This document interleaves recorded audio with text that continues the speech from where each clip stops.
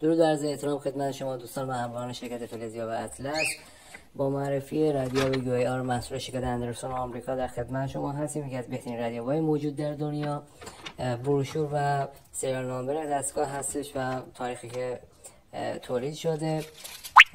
عرضم به خدمتون دسته نگهدارنده دستگاه هست که در واقع مخزن خوراک بهش وصل میشه. میتونید از این به صورت ال استفاده کنید، در واقع الراد بهش میگن و خدمت شما عرض شود که رادیو بسیار سبک و بسیار بسیار دقیقی هستش. قسمت بعدی متعلقات در واقع دسته شاغل هست که میتونید محفظه و مخزن رو بهش وصل کنید و به صورت شاغل ازش استفاده کنید. دقت خیلی خوبی داره توی نقطه زمین و کمک میکنه بهتون.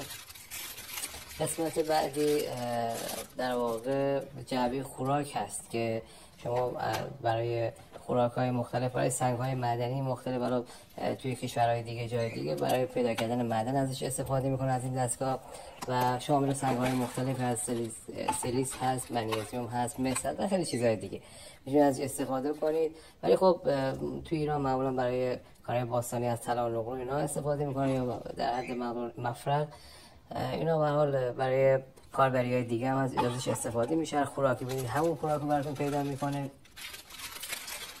قطعه بعدی خود مخزن هست که اینجا مشاهده میکنید، در واقع در بوش داره و داخلش در واقع خوراک قرار میدید. یک طرفش هم که به قسمت ال بس میشه روش هم و یک طرفش هم به قسمت آنتن بس میشه. محفظه خوراک هست که خوراک دارش قرار میده. حالا ما صورت تخصصی نحوه خوراک گذاری و فلزی و آموزش کامل و تخصصی این دستگاه رو موقع تحویل به مشتریان عزیزمون ارائه میدیم.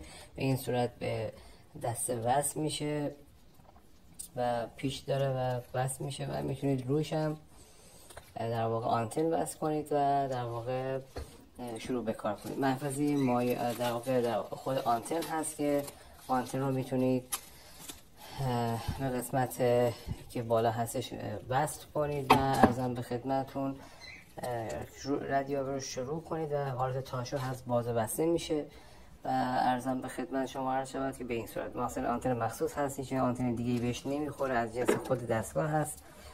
محفظه در واقع مایعات هست که به صورت حالا مخزن پلاستیکی هست که مایعات رو هم توش قرار بدید. عرض کردم هر خوراکی بهش بدید و داخل مخزن بگذارید، همون خوراک همون هدف رو براتون پیدا میکنه. آنتنش هم به این صورت وصل میشه. اینا با تک آنتن هستن که حالا ما برای این محصول ما دوتایی سفارش داده بودیم که به این صورت ازش استفاده کنیم. بسیار رادیو و دقیقی هست، بسیار رادیو و کارآمدی از کار خودش پس داده، آزمایش پس داده و یکی از معدود رادیوهایی هست که ما تعیینش میکنیم. اینم وایرات هست که مخزن به بالای قسمت بالا وصل میشه و میتونید مثل وای ازش استفاده کنید و در واقع برای پیدا کردن حفره بسیار دقیق است و نقطه زنی هم بهتون کمک میکنه. ولی اصل کار همون الراد و در واقع قسمت شاغل هست که در واقع کارو اسم اطلاعات بیشتر توی کانال تلگرامی و پیج شرکت فلزیاب اطلس عضو بشید. آموزش فوق تخصصی و حرفه‌ای این دستگاه‌ها در دستان ماست. شرکت فلزیاب اطلس با بیش از 10 دهه سابقه درخشان در بخش فروش، آموزش و خدمات پس از فروش انواع گنجیاب، ردیاب و فلزیاب روز دنیا در خدمت شما جویندگان گنج و دفینه میباشد. با ما در تماس باشید.